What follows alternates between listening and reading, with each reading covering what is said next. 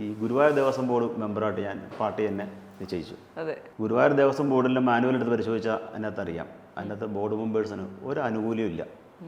അവർക്ക് ആകപ്പാടെ കിട്ടുന്ന ആനുകൂല്യം എന്ന് പറഞ്ഞാൽ ഭഗവാന്റെ ചോറ് കഴിക്കാം, ഭക്ഷണം കഴിക്കാം. അവിടെ മെമ്പർമാർക്കൊരു മുറി ഉറങ്ങാൻ തരും, അതും ഓഫീസിനകത്താണ് തരുന്നത്.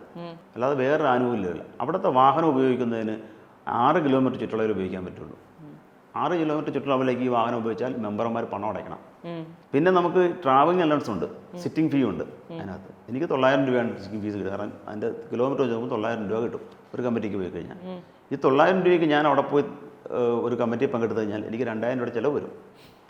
അപ്പം അങ്ങനെ പറഞ്ഞേക്കാൻ നല്ലത് ഈ സിറ്റിംഗ് ഫീ വേണ്ടാന്ന് തീരുമാനിച്ചു കഴിഞ്ഞാൽ ആ വാഹനം നമുക്കിവിടെ ഉപയോഗിക്കാം.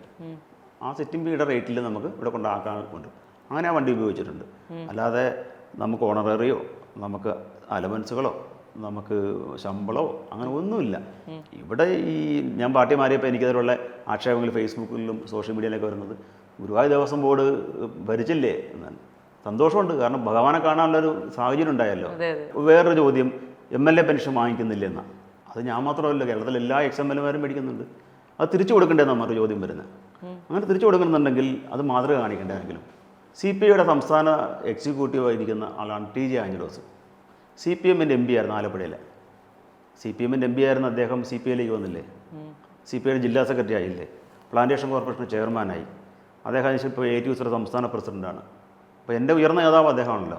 അദ്ദേഹം പറയേണ്ടത് ഞാൻ CPM നിന്ന് മേടിച്ച പെൻഷൻ, MP പെൻഷൻ തിരിച്ച് CPMന് കൊടുക്കുന്നു, അല്ലെ ഗവൺമെൻറ് കൊടുക്കുന്നു എന്ന് പറയണ്ടേ. അതിലൊരു മാന്യത. എന്നെ ആക്ഷേപിക്കുമ്പം അവരുടെ ചെയ്ത് കാണിക്കണ്ടേ.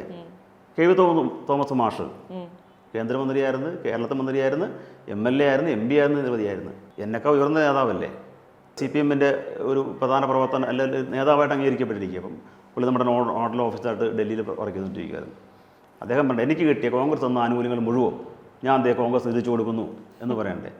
ഇത് രണ്ടും പറയാതെ എന്നെ മാത്രം കിടന്നാക്രമിക്കുന്ന രാഷ്ട്രീയ ഉദ്ദേശം എനിക്ക് മനസ്സിലാക്കുന്നില്ല.